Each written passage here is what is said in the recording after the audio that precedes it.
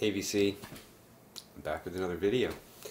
Back from an old perspective, but I wanted to show off my new record shelf. Well, I've had this since the summer. My nephew built this, and it was his idea to put those lights in, and they're pretty cool. And check this out. Yeah, right on. I wanted to come on and quickly do a video response to JohnK Techhead's contest. Hey John. Where he asked about buying records as an investment. Well, Robert Z pretty much gave the definitive response for that, I think. You know, limited edition, audiophile, desirable pressings, and condition is everything, which means you leave them sealed and you don't listen to them. And that, for me, takes the joy right out of it. And even then, you know, take for instance MoFi. I have this, it's fairly low number, first pressing, not the pink 45 RPM version. And this was around for a long time. You could get it easily, it seemed to me. It was always in the bins. And then all of a sudden it was gone, and now it's, you know, it's a desirable record. But it's open, and I played it, and otherwise, to me, it's what's the point? Although I do try to keep it in mint condition. The nice thing about records is that they're fairly liquid. Investment is maybe not a good term because they depreciate almost immediately upon opening and playing them. But they are fairly liquid. You can get rid of them fairly easily, unlike, you know, some investments. And you know, sometimes you buy something and it winds up being worth much more than you paid for it. But as an investment strategy, I think it's a terrible idea, frankly. But you know, if you're going to do it, you got to do it like Robert Z and treat it like any other collection, like a stamp collection or a coin collection. You know, you can't use those stamps as you know, for postage, and you can't use the coins for currency. That's, you know, you can just look at it. And specifically, these new blue notes that are coming out, I would say are probably not going to be worth much. You know, hard to say. I think these days everything is a limited pressing. You know, the days of 1 million copies of Thriller being out there are gone. There's, you know, I think anything that's being pressed now is de facto limited. So there is that, and you know, there are certain labels that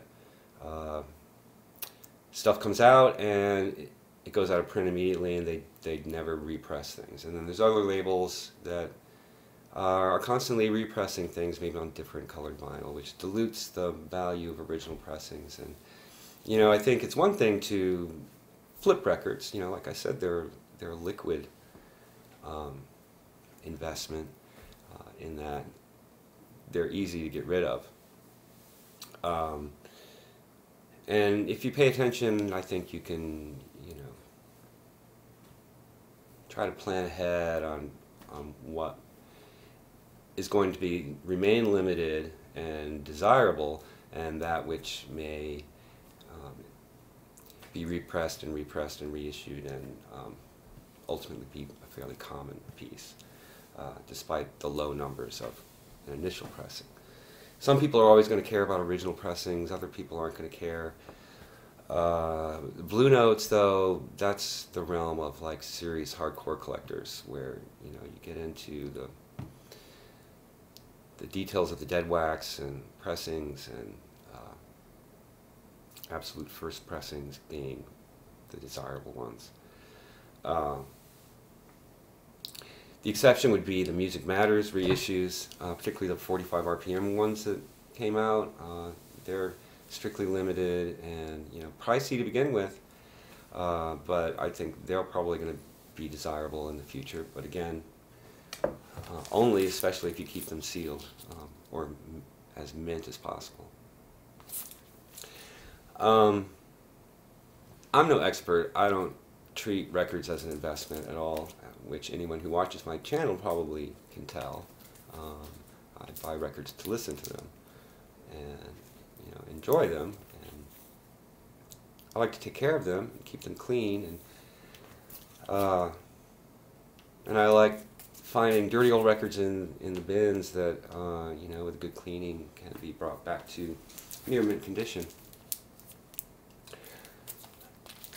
Which is one other thing I guess I want to say in response is that, again, as a liquid form of investment or ways of using your money, I put it as, sometimes I like to rent records. I think renting music is not a bad thing necessarily. So if I buy a record, I can generally get rid of it easily. And the other cool thing about digging around in record stores is you can often find things cheap that actually turn out to be quite valuable, because people don't know what it is. And that's where knowledge is power. And the person that comes to mind there would be someone like Chris Cole, who really knows that obscure stuff that most people are going to overlook and not realize that they're sitting on a $500 record. But you got to know your shit, and it takes a lot of work. And that's the other joy about records, is that that's part of the fun. Is learning about what's out there. But the money, it's not why I do it, obviously. So anyway, John, that's my response. Love your channel. Congratulations on your move to Berlin and your new record and stuff. It's really exciting. See you soon. Take care, everybody.